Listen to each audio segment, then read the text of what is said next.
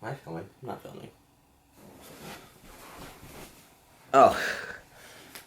I'm filming. Just to update you guys, I've been filming for a long while.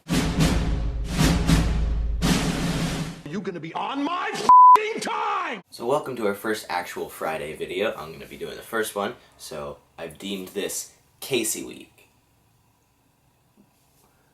Why?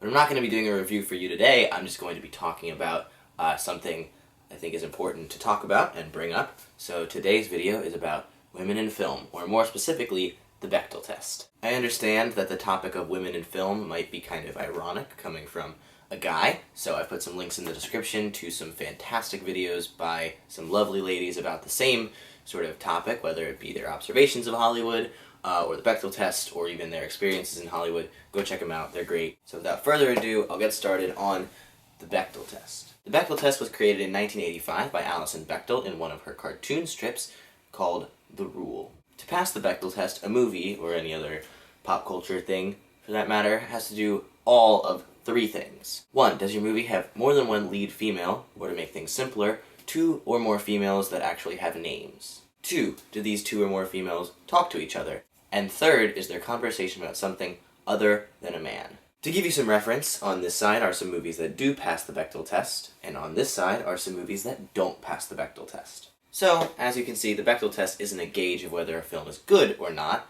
but more of a gauge of representation of women in film.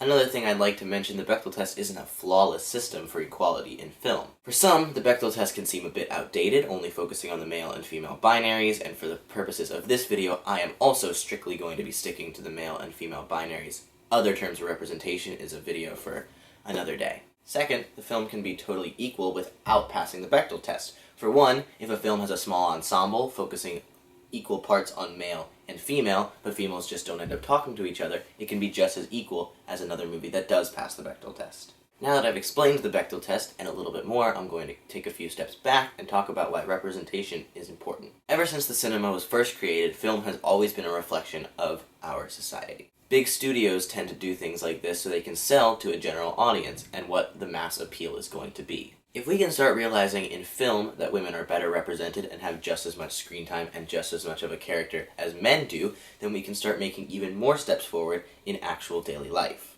This isn't to say that once women are fully represented in film, the gender bias is going to be completely eradicated, but it does give a simplistic look at the way our society is changing and can advance forward. This video isn't a sellout of major Hollywood studios saying that we have a huge problem, even though we kind of do. It's a video that I wanted to put out to inform people if they didn't already know, and to influence them a bit when looking at their next movies. I know this is a bit of a shorter video today, I just wanted to put it out to give you guys some information. The Bechdel test will be included in my diversity rating in all of the reviews I put out, just so you guys can have a little bit of backup information when seeing the movie. I'm also going to include some movies this year that had really empowering female characters. And not only a view of characters, but also women in film behind the scenes, as far as directors and writers, can also be an issue, so I included some fantastic movies by female directors.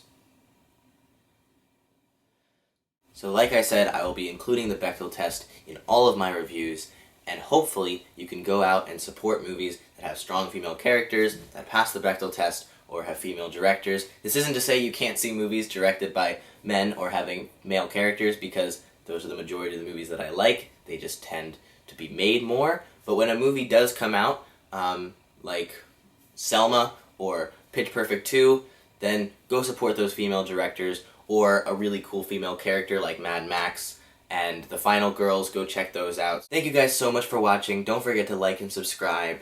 Tune in next week for Will's first review and our first episode of Cinema Tussle. We really do appreciate all the viewership we've been getting, given that we're just a brand new channel. So, thank you for watching again, and that's a wrap.